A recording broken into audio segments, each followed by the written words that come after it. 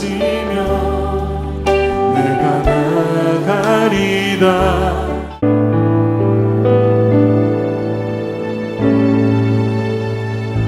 하나님은 너를 만드신 분, 너를 가장 많이 알고 계시며, 하나님은 너를 만드신 분, 너를 가장 깊이 이해하신단다. 하나님은 너를 지키시는 분, 너를 절대 포기하지 않으며, 하나님은 너를 지키시는 분, 너를 쉬지 않고 지켜보신단다. 그의 생각 셀 수 없고 그의 자비 무궁하며, 그의 성실 날마다 새롭고 그의 사랑 끝이 없단다.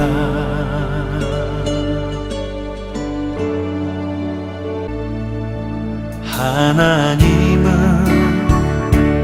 너를 원하시는 분, 이 세상 그 무엇 그 누구보다 하나님은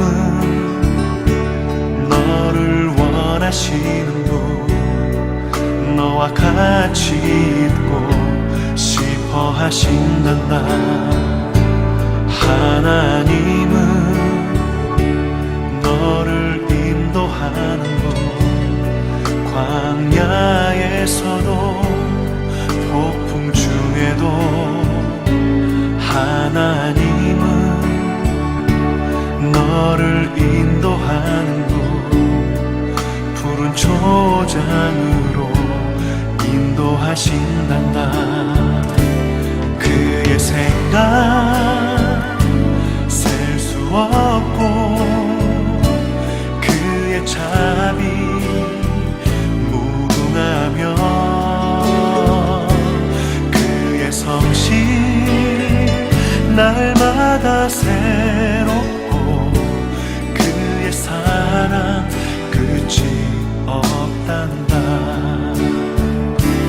그의 생각 셀 수 없고 그의 자비 무궁하며, 그의 성실 날마다 새롭고 그의 사랑 끝이 없단다.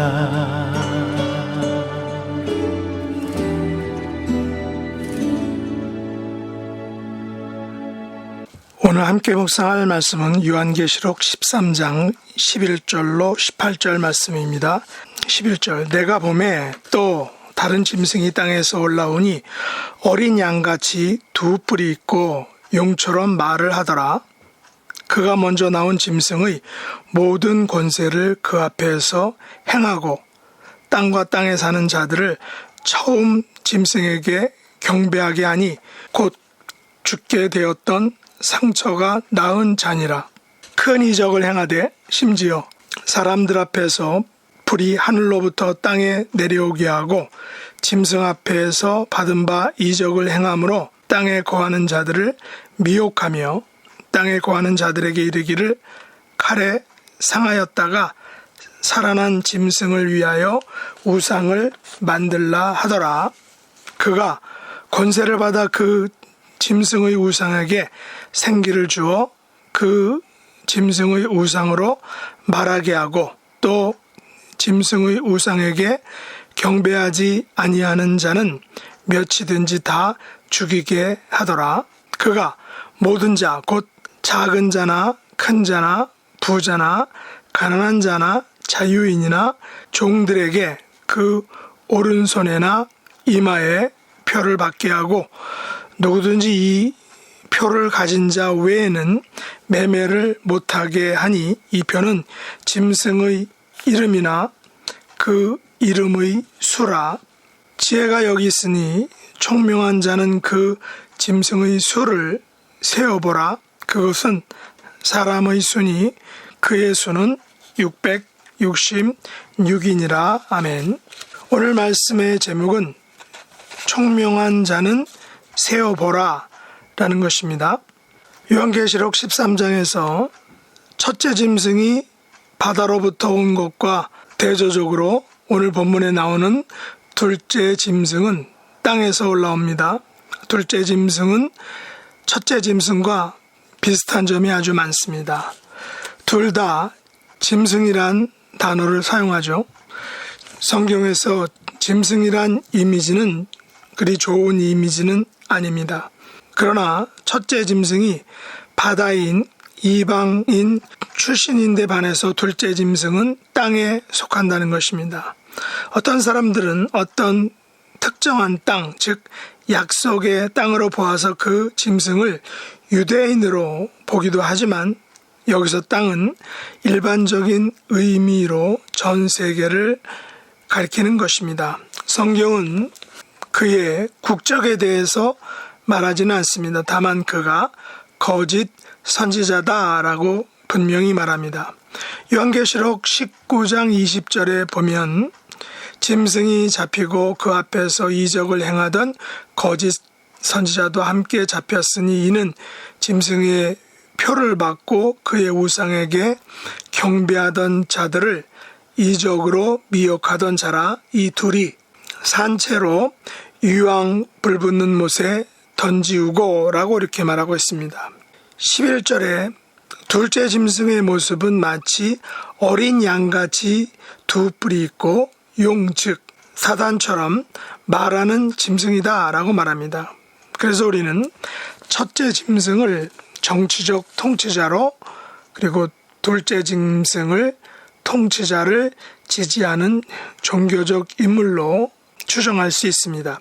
둘째 짐승은 정치적 통치자로부터 유리한 큰 권세를 가지고 있습니다. 그의 임무는 땅과 땅에 거하는 자들로 하여금 첫째 짐승을 경배하게 만드는 것입니다.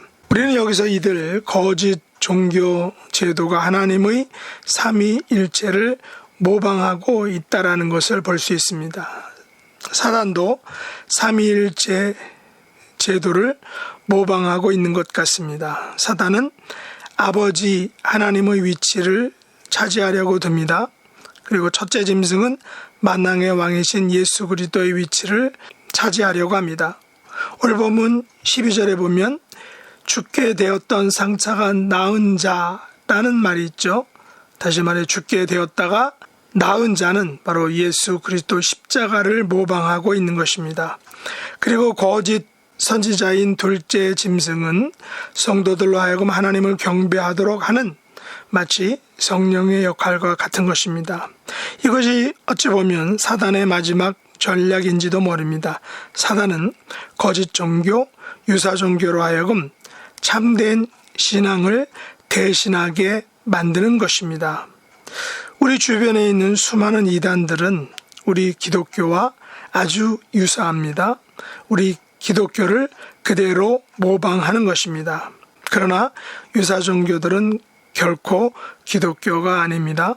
단지 기독교를 모방했을 뿐입니다. 그런 의미에서 더욱더 우리가 분별해야 되고 조심해야 하는 것입니다. 왜냐하면 너무 비슷하기 때문에 그렇습니다. 그러면 둘째 짐승의 사역이 무엇입니까? 둘째 짐승의 역할, 그가 하는 일이 어떤 것입니까? 그는 사람들을 미혹하여 첫째 짐승에게 경배하도록 유도하기 위해 큰 이적을 행한다는 것입니다.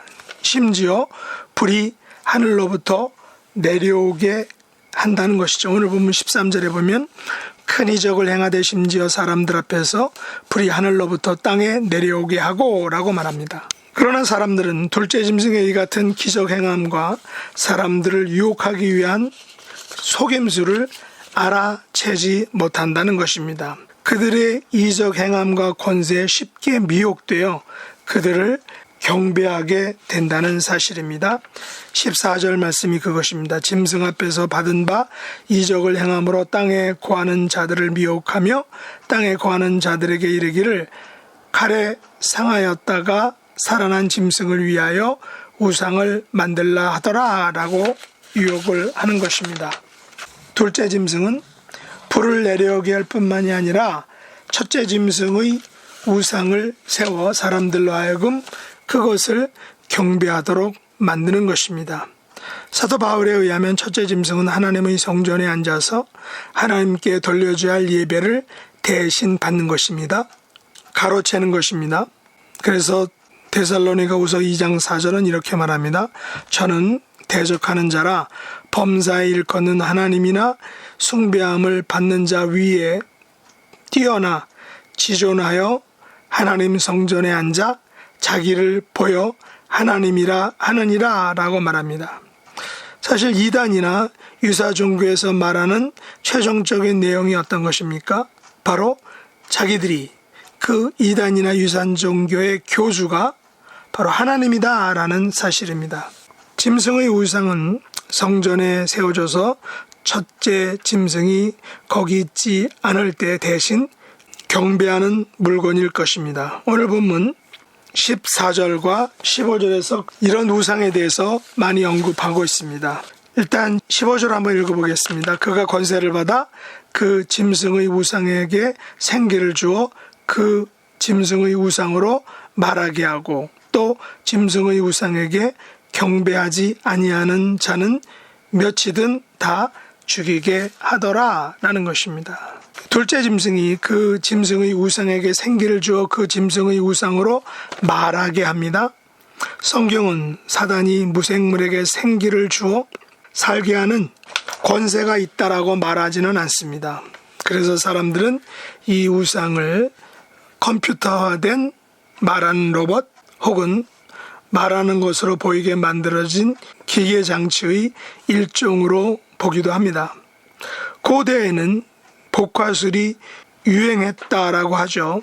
복화술이란 어떤 신탁의 말을 이상한 소리를 내어서 그 말이 마치 신탁의 말일처럼 들리도록 했던 것입니다.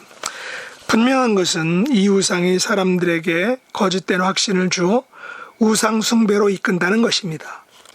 15절에 짐승뿐 아니라 그 우상에도 경배하라고 한 명령은 이를 거절할 때 죽이게 하는 강제력을 가진다는 것입니다. 16절 이하에 보면 전 인류에 대한 지배력을 강화하고 바다의 짐승에 대한 경배를 독려하기 위해서 둘째 짐승은 모든 자들로 그 오른손이나 이마에 표를 받게 한다는 것입니다. 그리고 짐승을 숭배한다는 그 표가 없이는 매매를 못하게 만듭니다. 음식이나 옷과 같은 생필품을 매매하기 위해서는 반드시 그 짐승을 경배해야 한다는 것입니다. 그렇지 않으면 처벌을 감수해야 한다는 것이죠. 그래서 대다수의 사람들은 이 짐승을 경배할 수밖에 없다라는 것입니다. 이 짐승의 표가 무엇이냐에 대해서는 많은 논란이 있습니다. 666이라는 숫자에 대한 해석도 매우 많습니다. 어떤 사람들은 헬라어나 히브리어 혹은 다른 알파벳 문자가 가지는 고유의 숫자를 사용하여 그 뜻을 알려고 노력했습니다. 다시 말해 666은 네로 케사르, 즉 네로 황제란 히브리어 7글자에 대한 수를 모두 합한 것이다 라고 이렇게 말합니다. 하지만 토마스 토렌스라는 학자는 이렇게 해석을 하였습니다. 이 사악한 삼위일체 666은 거룩한 삼위일체 777을 흉내내고 있으나 항상 부족하며 실패한다 라고 이렇게 이야기를 했던 것입니다. 요한계시록은 로마 제국을 군사적인 정복으로 창건된 정치적 독재, 강제적인 착취의 구조로 묘사를 합니다. 계시록은 로마 제국을 두 가지로 상징하고 있습니다. 하나는 바다 괴물이고 다른 하나는 바벨론의 음료입니다. 바다 괴물은 군사적 정치적 권력을 상징하고 일명 리오야단이다 라고 이렇게 바다 괴물을 이야기합니다. 또한 바벨론의 음료는 팍스 로마나의 유혹, 다시 말해 정치적 안정과 경제적 풍요를 바벨론의 음료인 로마 제국이 가져다 준다라는 것을 이야기하는 것입니다. 요한계시록 13장은 두 종류의 중요한 인물을 소개하고 있습니다. 하나는 세계의 통치자인 바다의 짐승, 다른 하나는 그 통치자의 지지자인 거짓 선지자, 즉 땅의 짐승입니다. 이 두 짐승은 모두 이방인들입니다. 이들은 믿는 이방인뿐 아니라 유대인들까지도 박해한다라는 사실입니다. 요한계시록 13장은 대환란의 성격에 대해 잘 알려주고 있습니다. 그 환란기는 하나의 세계정부, 하나의 세계종교, 하나의 세계 경제 체제의 시기일 것이다 라는 것입니다. 그 통치자를 거스르거나 그에게 경배하지 않는 사람은 모두 박해 아래에 놓이게 될 것입니다. 순교자들의 숫자가 어쩌면 살아남아 있는 자의 숫자보다, 살아남아 있는 신자의 숫자보다 더 많을 수 있다라는 것입니다. 그만큼 이 기간은 어려운 시대라는 것이죠.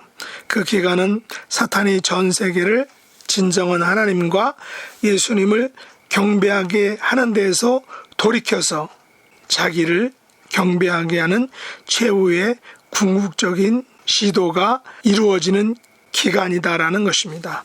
어떤 의미에서 세계는 성도들의 노력과 복음 전파에도 불구하고 점점 나아지기보다는 계속해서 악한 영향력이 강해져서 배교적이고 사탄적이고 또한 신성모독적인 그런 세상이 될 수 있다라는 것입니다.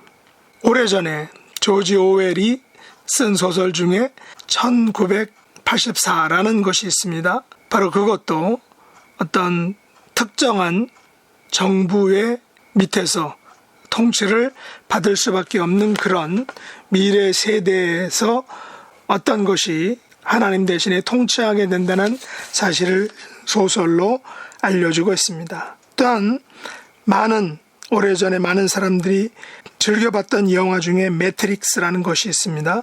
매트릭스도 어떤 면에서는 미래에 대해서 이야기하고 있습니다. 또한 한국에서 만들어진 작품 아이리스라는 그 첩보 영화 같은 거, 이런 것들이 바로 성경에서 말하는 미래 세대의 대환란의 성격을 부분적으로 보여주는 모습들입니다. 그래서 성경은 제가 여기 있으니 청명한 자는 그 짐승의 수를 세어보라 라고 말하고 있는 것입니다. 여기서 청명한 자는 누구입니까? 지혜 있는 자가 어디 있습니까? 청명한 자는 그 짐승의 수를 세어보는 자입니다. 그 짐승의 수를 세어보는 것이 바로 지혜다라는 것입니다. 그 짐승의 수는 바로 사람의 수인데 666이라는 것입니다. 지금까지 우리는 666을 공포의 수로 생각했습니다. 두려움을 주는 사탄의 수로 생각했습니다. 그러나 성경에서 말하는 이 수는 어찌 보면 절대로 공포의 수는 아닙니다.